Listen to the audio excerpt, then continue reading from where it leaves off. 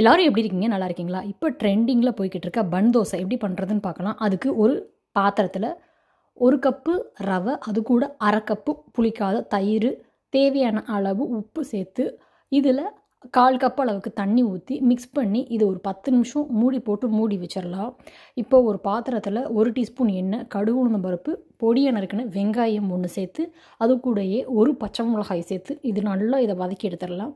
இது வந்து ஒரு 10லேருந்து ஒரு 15 நிமிஷம் நல்லா ஊறி வந்திருக்கு. இப்போ அதை வந்து மிக்சியில் சேர்த்து லைட்டாக அரைச்சிட்டு ஆல்ரெடி வதக்கி வச்சுருக்க வெங்காயத்தை இதோடு சேர்த்து மல்லி இலை சேர்த்துக்கலாம். உங்களுக்கு வேணும் அப்படின்னு நீங்கள் வந்து சோடாப்பு போட்டுக்கலாம். நான் வந்து சேர்க்கலைங்க.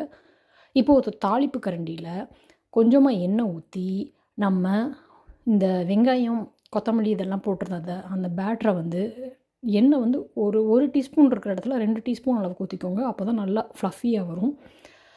மிதமான தீயில வச்சு 2 பக்கமும் நல்லா திருப்பி பொறுமையாக சுட்டெடுத்தா சுவையான பன் தோசை தயார். இதுக்கு நம்ம வந்து இன்றைக்கி ரெடி பண்ணியிருந்தது வெங்காய சட்னி தான்.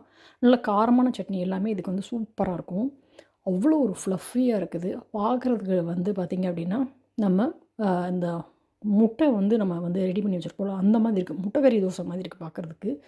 உண்மையாகவே ரொம்ப அல்ட்டியாக இருந்தது டேஸ்ட்டு. குழந்தைங்களுக்கு வந்து இதை வந்து லஞ்ச் பாக்ஸில் வந்து வச்சு கொடுங்க.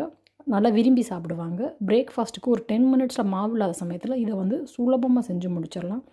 ரொம்ப சாஃப்ட் அண்ட் ஈஸியாக டேஸ்ட்டாக இருந்துச்சு. கார சட்னியோடு வச்சு சாப்பிட்றதுக்கு அல்டிமேட்டாக இருக்கும். இதே போல் இன்னொரு வீடியோவில் பார்க்கலாம். பாய்.